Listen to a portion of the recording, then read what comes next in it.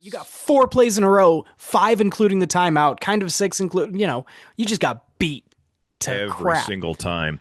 Oh, that's And then my you got the momentum and then you just chugged. my favorite thing they're whining about. The phantom timeout. Come on, man. Like he's clearly calling timeout. The official That clearly was stops play. easy.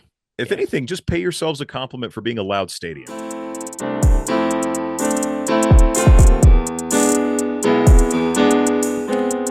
Now we welcome you to your Week 10 recap of Wilk and Wiss, your bi-weekly update on Utah athletes in the National Football League. And of course, we like to highlight you, the fan. Been thinking a lot about fans, Cole. Why's that, Tanner? Fan behavior Yeah. stemming from management's behavior, Top ownership down leadership, behavior. that sort of Sure, thing. Yeah. that's been on the brain the last couple of days for a lot of reasons.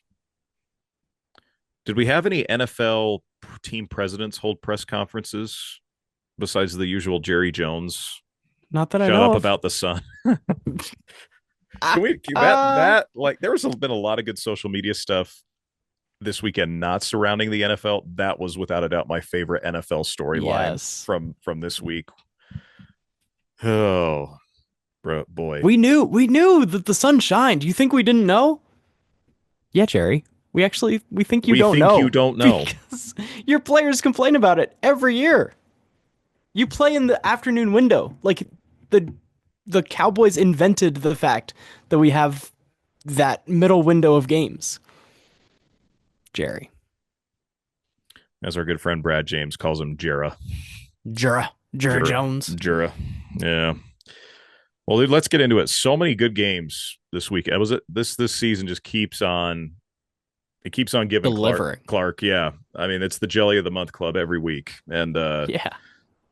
Thursday night was a dandy. Again, Baltimore and Cincinnati. I wish these teams could play every week. Baltimore wins 35-34. Cincinnati goes for two at the end, which I agreed with and did not get it. So Baltimore wins. Marcus Williams has 5 tackles and a tackle for loss. Kyle Van Noy, 2 tackles and a quarterback hit. Ryan Rico did punt 3 times for the Bengals. He had 124 yards, 2 of which were down inside the 20 and a long of 46. And Jamar Chase got me 55 points in Guillotine League. I knew I was safe from Thursday. This is the Thursday. least It's a stressed good I've way to ever start your been week. in Guillotine League. So anyway, wild game, super fun. Don't know. By the way, shout out to Kirk Herbstreit for calling the game that night. We all know what happened with his, the passing of his dog this past week. Ben, beloved by America. I don't know that I would be able to do that, and I've only had our oldest dog for 4 years.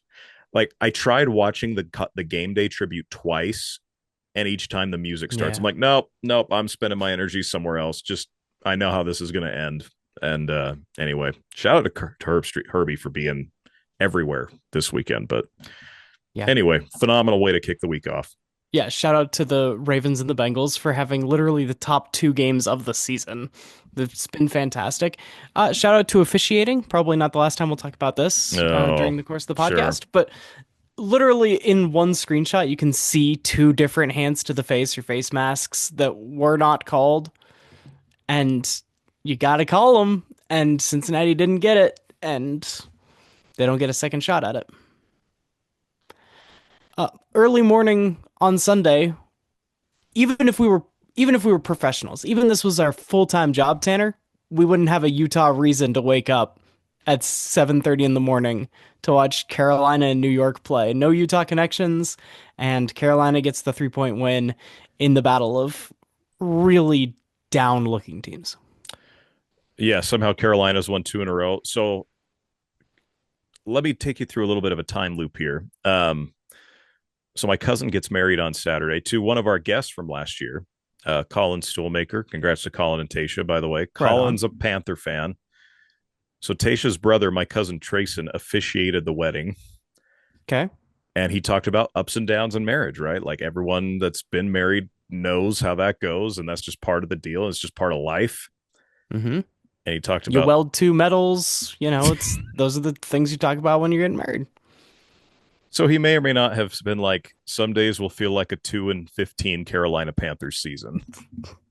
And then the Panthers got their third win the next day, which I Not this just year. found hilarious. But I actually was up watching this game Mm, because of being amped up about other reasons. Our dogs struggle with daylight savings. It throws their whole, which again, we talk about this last week that it just needs to be getting rid of. Like daylight yeah, savings just needs to and we be. stay on daylight save. Like Yes. whatever standard time was, that's not how the world works anymore, and so it's okay that we just shift as a country forward an hour. Yeah. Yeah, it's ridiculous. So yeah, dogs were up early because sun comes up, they're Yeah. going to get up. Like that's just what they expect at this point. So I watched a good chunk of this game. Me and my dad, because my parents were in town. Yeah, oof. It was as woof as Yeah. advertised. So, speaking of being woofed as advertised, Drake May gets the better of Caleb Williams. New England beat Chicago 19-3. Sione Takitaki had a tackle. Jalen Johnson 3 tackles for Chicago, who Caleb Williams has played the other two quarterbacks that were that triumvirate, those three were drafted very high, highly considered. Caleb Williams has played the other two in the past 3 weeks. No one cares. Caleb is playing so poorly, and Shane Waldron is calling a bad game around. Like yes, I still believe in Caleb, but Chicago's just a mess. Their offense cannot find anything to get going, and so Jaden Daniels and Drake May both beat him, and it's not even a storyline because there's no one on the Caleb no. Williams side saying, "Oh, but he's great." It's just you're beating a dead horse at this point. Well, and look at culture right now. Look at New England's culture is still been strong even when they've played poorly this year, kind of like Arizona a year ago, right? And look at the dividends that's paying off now. Yeah. Chicago's just had such bad culture for such a long time that I don't know And so what's now going you're to looking at change that. just restarting the clock again. Like Eberflus out at the end of the year, and so you're digging around to find who that hotshot offensive guy is. And if you whiff, that's Caleb's whole rookie contract and the most hyped quarterback that we've seen since Trevor Lawrence, and all of it just burned by the Bears Mm. as they do with these first round quarterbacks. It's a shame. It's a shame for the rest of the team because Jalen Johnson, this defense, like this Eberflus defense, was really great out the stretch. And at some point, you just lose your juice to Yeah. play when your offense can't do anything week in and week out. Buffalo gets the win 30-20 over Indianapolis, and this is a good game for us. Dalton Kincaid, 2 receptions, 24 yards. Taron Johnson, he's the Mm. platonic ideal of a slot corner. He's the best nickel out there. 3 tackles, a sack, tackle for loss, quarterback hit, 2 pass breakups, an interception for 23 yards of a return and a touchdown, pick six for Taron Johnson. Then Cole Bishop even got out there, had a tackle. On the other side for the Colts, Julian Blackman had 4 tackles, and Matt Gay was 2 for 2 on field goals and 2 for 2 on extra points as well. But Indy's offense, whether it's Flacco or Anthony Richardson, looks basically the same, except you don't get that one out of every 4 game, just 80-yard bomb that Richardson Yeah. gives you. Everything else is the same. Flacco's not actually better. We thought there was a chance that, Flacco would be able to, and Josh Downs is probably doing better in fantasy than he was with Sure. Anthony Richardson. And that's the only difference. The offense does not actually move the ball any better. Run game is substantially worse. And so now Indy's just puttering around, putting Anthony Richardson in timeout for getting winded that one time, I guess, is what we're doing. And so you got to bring him in before the end of the year just to prove that you're doing something coaching wise and that there's a plan behind all this. But Indy's not looking good right now. No, no, not at all. Speaking of a team that doesn't look good, but is undefeated and could very well The be Kansas below. City Chiefs. This just gets wilder and wilder. Kansas City wins 16-14 over Denver. Broncos led most of this game. Yeah. Should have won. I mean, how many times does a 35-yard field goal get blocked in the National Football League? When Almost it's the never. Chiefs. When it's the Chiefs. Devon Vele, 4 catches, 39 yards, and a touchdown. Cody Barton had 9 tackles for Denver. Jonah Ellis, 3 tackles and a pass deflection. Look, you and I know the biggest Denver Bronco fan on planet Earth. Now, I got to give some flowers to Brad James, because he's handled this very, very well with a lot of grace and a lot of positivity. because Denver's defense was fantastic again. And even Yeah. Bo Nix had some brilliant moments in this game that made you think maybe there's going to be a chance for some above average, play down the road from Bo. And Brad dislikes Kansas City more than any one of us. Brad's been hating on them since before they were fun to hate on. And Yeah. Yeah, if you can hit I on I Steve Bono, then you're a certified hater. I I'll genuinely scur back out there. I genuinely DM'd Brad and said I'm so sorry after the game because I was in Yeah. the same position the night before, and it could have very well gone that way. And I know how I have felt in those situations in the past, and how I could have felt. So anyway, that Kansas City's defense they just do it again. They just don't care. Them and Detroit are very similar Except in that the they fact. didn't. Spags didn't get the stop, right? Cortland Sutton gets the Sure. first down. You set up an opportunity to take some knees, get your kicker in the right hash mark, and kick a chip shot field goal with time expiring. And also, how bad was that blocking, though? I mean, three guys. Like, if the first guy did not get there for Kansas City, there were two other guys that They could have had gotten it. to it. Yeah. It was the worst blocking I've seen on a field goal at the professional level, without question. Insane. New Orleans beats Atlanta. The one When time you you switch, don't go with all it, you have to do is change your coach. You get one certified win. Because if Darren Rizzi can do it, who, Tanner, we know a decent amount about football. Had you heard the name Darren Rizzi before? Do you know anything about the never, man? never before. Whoever was the Chargers interim last year, same thing. I'm like, who the heck is this guy? Like, Yeah. yeah, Uh, I who I was don't the remember who that Chargers was, and interim that was coach? just last year. Of Yeah, yeah. I knew about Antonio idea. Pierce because he was a Course. player, and And we've heard Jeff Saturday's name because he sure, was the center yeah. that, Peyton Manning riffs off the sideline talking about just snap the ball, just do your job. Whatever. Darren Rizzi was an assistant special teams coordinator back when Dan Campbell was actually also coaching for the Dolphins. Then they both end up in New Orleans at some point. Rizzi must have seen something in the Dan Campbell way to get this little freebie win against a good Falcons team. Yeah. 20-17. Taysom Hill had a couple receptions for 36 yards. Tyler Algier, 11 carries, 59 yards. Falcons were running it very successfully until they got to the red zone. Mm-hmm. Caden Ellis had 10 tackles, and Clark Phillips had 7 tackles. Yeah, happy for Taysom because that's just been a difficult situation, and Taysom looked like he was having fun again, which was kind of interesting. Yeah. Always something to keep an eye on. I mean, when Saturday picks up your spirits, Sunday is looser to play. For some, for some, it was easier to play on Sunday. So Kansas City gets the win. The other team that has been playing not up to standard, that was in the Super Bowl just last year, also got a win. Yeah, against a team that is the flip of the Chiefs, seem to lose so many close games. San Francisco beats Tampa Bay 23-20. Fred Warner does have 9 tackles for the Niners. Mitch Wishnowsky just 1 punt for 35 yards. McCaffrey's back. The Niners. Is he though?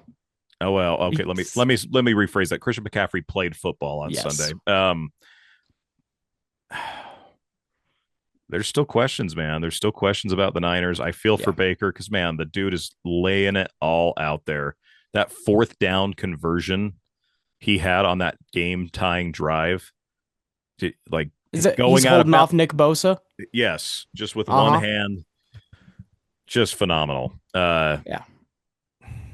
We're all Sucks Baker they fans lost. here. I know. It just stinks they lost to San Francisco, but Yeah, sorry about that. it was expected. Let's But talk you kept here. pace. Yeah. Let's I mean, we talk can here about being division leaders because I think this was a bigger game for Pittsburgh, a bigger win for Pittsburgh than it would have been for Washington. Pittsburgh gets the 1-point win, 28-27. Stat-wise, Jalen Warren had 14 carries, 66 yards, lost a fumble on the 1-yard line, gets the first down, loses it, and at that point, I'm worried, right? Because Pittsburgh just doesn't have the juice. Yeah. Or at least they didn't until apparently Russell Wilson magic to normally get that done. Bobby Wagner had a good game. The whole front seven, the run defense of Washington. I mean, Jalen Warren had 14 carries for 66 yards. Najee, much, much worse. It was something like 20 carries for 50 yards. It was miserable on the ground. So Bobby Wagner doing his job with 7 tackles. Michael Davis. In fact, I remember I was watching the game, and so I wasn't watching our Utah stat line either. Sure. I was expecting to come into this talking about Bobby Wagner having like 14. It seemed like he was all over the place. Then Michael Davis, also one tackle for Washington, also getting a stat I for the Pittsburgh Steelers. Miles mm, Killebrew had a tackle and he was 0 for 1 passing. Man, it should have been, he put it right on the money. And that was the thing they saw. The special teams coordinator for Pittsburgh is just firing on all cylinders. He's ready for anything. And they drew this up, and it was the right play, and he was open. It situationally worked. And just, some dude for Pittsburgh that's never caught a ball since his high school days, probably when everyone's got to play both ways, couldn't bring it in. And that ruined Miles Killebrew. He put it there. yeah, I was very excited to hear what you had to say about that because how often do you see 0 for 1 passing and a tackle? Maybe Taysom Hill does that, right? Like Sure. that's happened. But It's the special teams guys that do it. yeah, And also talk about a team that plays on Saturdays that you and I both love, going for a fourth down and long from way back in your own territory, and then it not working out because it really does. in what was probably the most boring game of the week, Minnesota Yeah. beats Jacksonville 12-7. Woof. By the way, we're going to talk parlays here in a minute because I placed my first parlay and it was successful, which I just think is Yeah. hilarious. Someone had just a two-legger that the first touchdown of Jaguars Panthers would be a rush from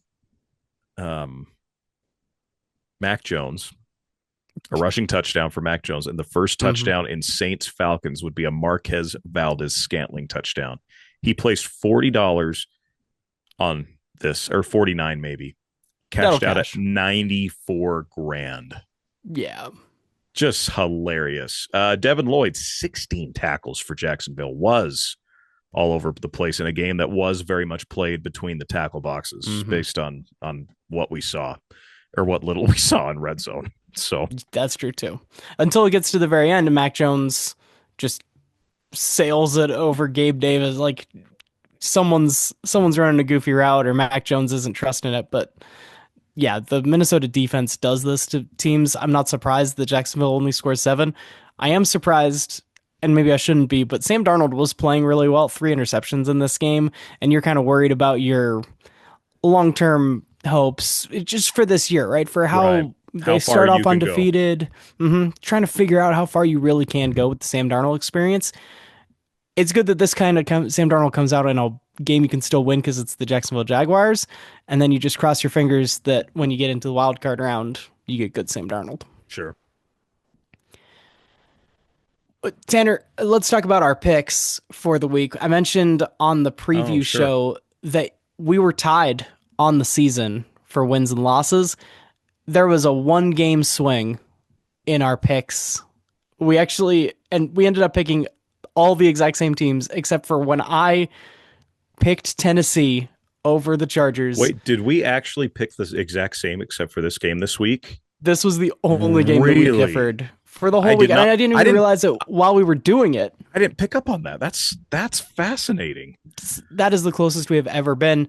And so you go 10-4, I go 9-5. Spenny Jenny goes 11-3. He's our third guest to only have 3 wrong picks, but he still will trail Connor H because It's Connor about the just had luck of the more games week. he was Yeah, picking with. Yeah, 13 wins for him. Joe had a 12-3 week, and so now Spencer 11-3 is respectable, but it's not going to be number 1 because he was smart enough and you were smart enough to pick the Chargers in a game that they obviously were going to win. Alohi Gilman gets 3 tackles for the Chargers, 27-17. And what was I thinking? I mean the Titans started well. Levis threw some passes early that made you go, oh, maybe he was just not healthy, and Yeah. then Harbaugh scheming came along. Yeah. But yeah. Oh, my dad was happy. They were in town. He was very happy on Sunday. Philadelphia beats Dallas 34-6. Just never really a doubt. Trey Lance got in the game. There was no Utah connections at all. Uh-huh. Uh, And then he went out of the game and then he came back in the game. Like they were yeah, going back and forth. that was. America's team, do we know any Cowboys fan? We haven't had a Cowboys fan on the podcast. You Maybe know, that's just our biases for hating Cowboys fans. I have reached out to 2. Okay. One never got back to me, and the other was kind of just not sure Okay. on it. It's So still open. I promise not to make yes, fun of you. no, I we're Dak fans. Both of us really Yes, like Dak Prescott. We don't like Jerry Micah Jones. Parsons would be Y- featured on my Your alternate, Penn State podcast. Pennsylvania podcast. But CD's won us a lot of fantasy football, both of us over the exactly. years. So, but yeah, it's just a disaster. I mean, Well, you it's want to talk about dynasty for just a second because there's nothing to talk about between Philadelphia and Dallas. That game sure. was way closer than it should have been, man. I don't know if you've been checking it because you just assumed that you were out because you're tanking now this year. I A have been couple, I have been checking because yeah. it was single digits, and Tua at halftime had negative fantasy points for me. I didn't need much. I just needed Devon Achan and Puka Nacua to not score like 20 each, and for Tua to do anything. And at halftime, it didn't look like that was going to happen. But I get away. Yeah. I sneak away with another win Well, what's funny about that is I did not want Devon Chan to be good today because in another league. in a parlay. Okay. Let's talk about the parlay. Yeah. Actually, let's wait till we get to Monday night Okay. because I had to Because wait. I had to wait. I drove home tonight from Utah County, said goodbye to my parents, mm-hmm, and any chance we slow down or stop somewhere, I was checking to see Devon mm-hmm. Achan's total receiving yards. We'll preview it with that. Okay. I do want to talk briefly. Arizona beats the Jets. Oh, it doesn't have to be brief. 31-6. 4.3 yards per pass for Aaron Rodgers. Yeah. Just the offense was humming. Kyler's play action has just developed so well with this team. Trey McBride with one of the best plays of the year, just literally breaking a solid tackle, getting a hurdle right after. Marvin had a solid game, nothing breathtaking, but was much more involved. Caught all 5 of his targets.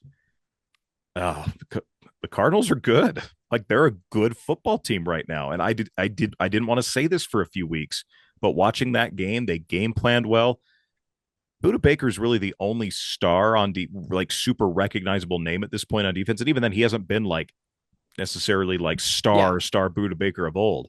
But this is a very assignment sound football team. This is a very unified football team right now. And it was awesome to see them just shut down Aaron Rodgers on Sunday. And Mm-hmm. I thought that was actually one of Kyler's best games he's played in his career. He was super efficient with it. Made some great reads, smart with the football. Just things are clicking, and it's a fun place to be. No Utah First place connections. Arizona Cardinals. Still.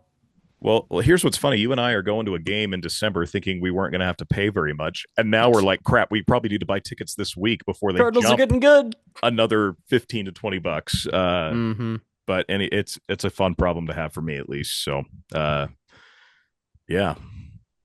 Look, it's not the game of the week, but the what the heck is going on game of the week for Sunday Night Football. Detroit 26, Houston 23. That's a normal football score. We did not get there in a normal way. Nothing else was normal. Sione Vaki had 2 tackles. Dalton Schultz had 3 receptions for 66 yards. Had a nice little seam down the middle for the Utah high school star, Dalton Schultz. Those are Utah connections. Let's talk this game. So Jared Goff had how many picks coming into this game on the season? Less than 5. He had 4. 4. How many did he have? 5. I got one for you. Was it through 3 quarters? Did he not? He didn't throw a pick in the fourth. He was really good in the fourth quarter. I mean, it's why they won the game when they needed to. Yeah. Yeah. I got a stat for you. Jared Goff this season has 5 games where he has thrown 5 or fewer incompletions. Today he throws 5 interceptions. Wow. Including that perfect primetime game against Seattle, right? Wild. Yeah, just crazy. I mean, some of that's D'Amico Ryan's like knowing tendencies, right? Putting his guys in good positions to make Daniil plays. Hunter and Will Anderson and that pass rush that I don't think Detroit, Seattle, he was perfect against Seattle because Seattle does not have a pass rush. We've known it for a couple of years, and it's still, even with Mike McDonald coaching him. But you can't be perfect against Houston, and yet Detroit still comes away with the win. Yeah, they don't care how they do it. That is the leadership of Dan Campbell right there. We do not care and he said it before. We don't care how we're going to beat you, but we're going to beat you. and Yeah. it's just yeah, absolutely crazy. Tonight's game, I didn't get to really watch much of this because again, family stuff going on, different things like that. But I did follow it very closely. Miami gets the win over the Rams, 23-15. Puka Nacua with a brilliant second half, 9 catches, 98 yards. But the Rams lose, and it was just the Rams were just due a loss, and Miami was due a win. I feel like that's just kind of how tonight. That's why I picked it the way I did. That's just kind of how it came down tonight. They were in the red zone, but 15 points got there on 5 field goals. And there was another missed field goal thrown in there that could have made it kind of closer. And then they end up kicking so they're down by 11, which is 2 scores. You kick a field goal on third down. You were in the red zone again, right under a minute. It was around the 10-yard line.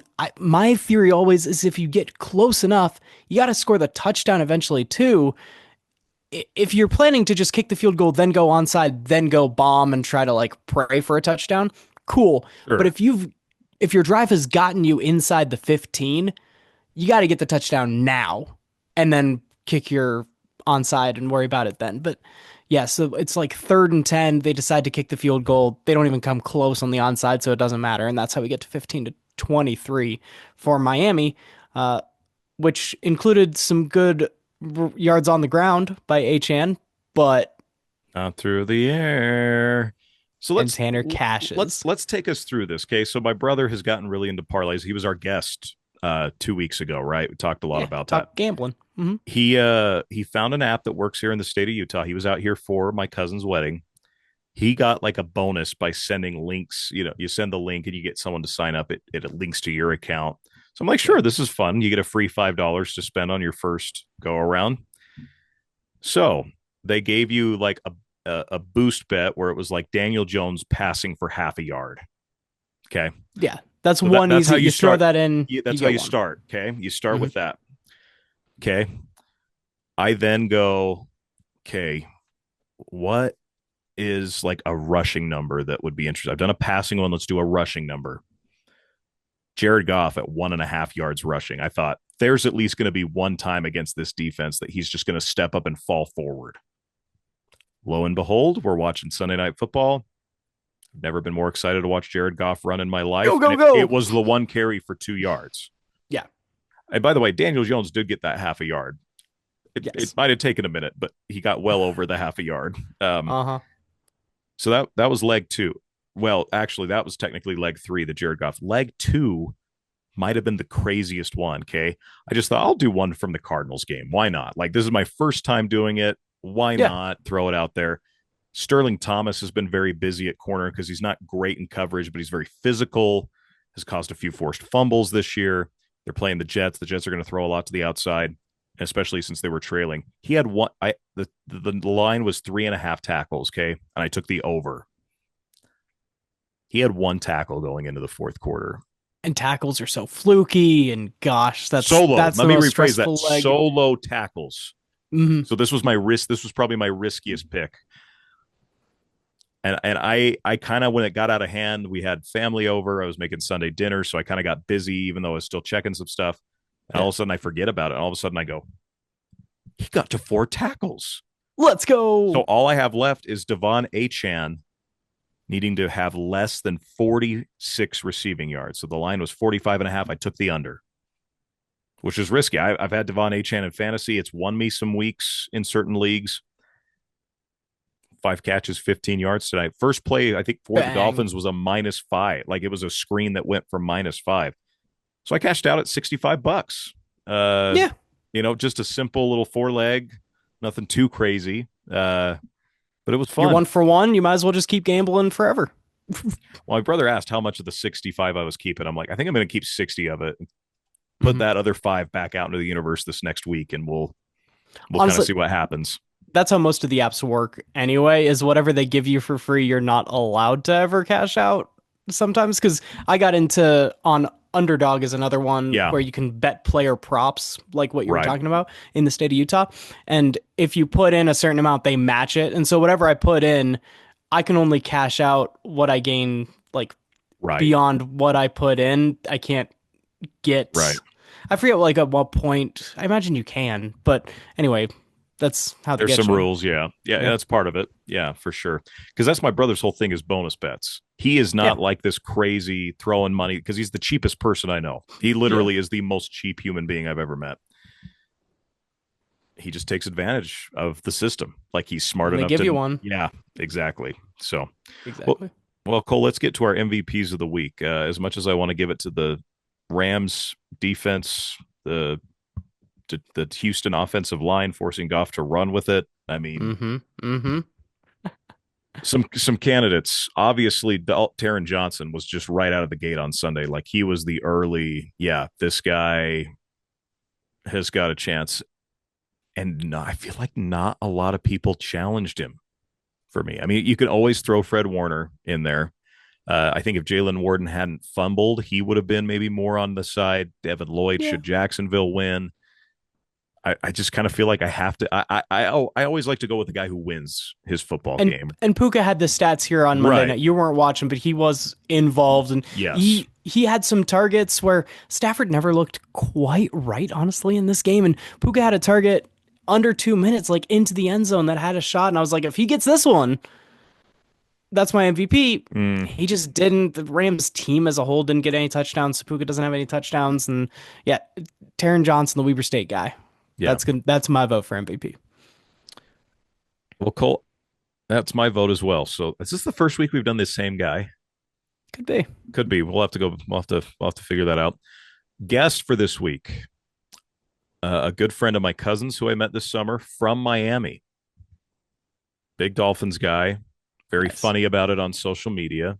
You can go follow Ian Schaefer on Instagram. He's going to be our guest this week. Talk to him at the wedding this week. My aunt joked he's her fifth child. Like he's just basically part. And I got to know him through my cousin, and we become really good friends. And I'm excited. He's very excited to come on. He's very Nice. blunt about the Dolphins situation. He's very, uh, and he's just a big football guy fan. He went to the Germany game last year to see Miami play. Wow. I mean, That's awesome. he is committed, and I am excited. We got him committed for the show on Thursday. Some other fun guests we've got coming up. By the way, this week was busy Okay. for me lining future guests up. Our good Good friend on you. Mr. Doss is likely joining us in the near future. Your Okay. mission buddy. I ran into him at state football on Friday, which was very random. Yeah. Feel like he's a perfect guy to add to the show. So yeah, we've got some other exciting guests. I'm working on a potential Bears fan, which who will Also be to clean very it, brutally honest. Doss represents our Broncos Yes, contingent. and That's where he's we did coming not from. have a Broncos fan on Hmm. last year, which being right next door, Yeah. kind of realized we needed to make that happen this year. So if we've missed the Cowboys, we really dropped the ball on not getting a Denver fan this far into the show. But Right. that's going to be happening soon as well. So my brother, good to chat as always. Definitely. You and I are buying some Cardinal tickets this week, most likely. So we're looking forward to getting that all sorted out and having a little It's boys good to trip. lead a division or a conference. It's a nice place to be. I can't raise my hand on that second one. So Well, congrats. take a look at your hat and tell me you can't Oh, I raise see your what you're. hand on Oh, that. that conference. Oh, okay. Yeah, Yeah. yeah. Um, Yeah. I tell you what, man. Saturday night, if I can just say one thing to close this out, Please. was one of the few times in my life in sports where I have just soaked it all in. Didn't jump up and down, didn't scream right away. I mean, there was some celebrating, don't get me wrong. I just soaked it in, man. I just soaked it in. And it was beautiful. It was genuinely beautiful. It was fun to have my dad and my mom. First person I went and hugged was my mom. Just this giant, giant hug, wearing the watch that my grandpa, was passed on to me that says BYU Milt Sharp 35 years. I don't think I've ever hugged my dad for that long before. Like Yeah. just Oklahoma pure State was like oh yeah, that's a jump up and down. Let's yes. And that was this the case at Utah. LaVell Edwards Stadium. This BYU Mhm. should not have won the football game No. for a lot of reasons. Just didn't play well. And this team, there's something about this team, man. And as our good friend Greg Wrubell said, where there is a will, there is a way. Iconic as it gets for our good friend Greg. Mhm. man, just filled with a lot of gratitude, to love sports and to love football. Something another fan base certainly was not having. And look, we cover Utah football players on this show. Yeah. I know a lot of really good Utah fans out there. And in the moment that a And I know certain some call, crummy BYU fans. We can oh, throw that in too. Hmm. without question at all. Very annoying. Yeah. Oh, we could have a whole other show just about that. Yeah. But to see some of the salty tears and the irrational takes, they are who we thought they were. And we'll leave it at that. Yeah. Appreciate you, my There you brother. go. We'll catch up on It was a good Thursday. week. It was a great weekend. Thanks again, folks, for tuning into Wilk and Wiss, your daily or bi-weekly. Maybe we'll go daily someday. Daily. Who knows? That's saying something, folks. Don't get for the few people who do like passionately listen every week and look forward to the show. You're not getting a daily show from us. Unless we I start don't know if I making could some talk money. my mom into listening to us every day. Oh, appreciate you, my brother. This has been Wilk and Wiss, your bi-weekly breakdown of Utah athletes in the National Football League. And we always like to highlight you, the fan. We'll see you all on Thursday. Make sure you hit that subscribe button on YouTube.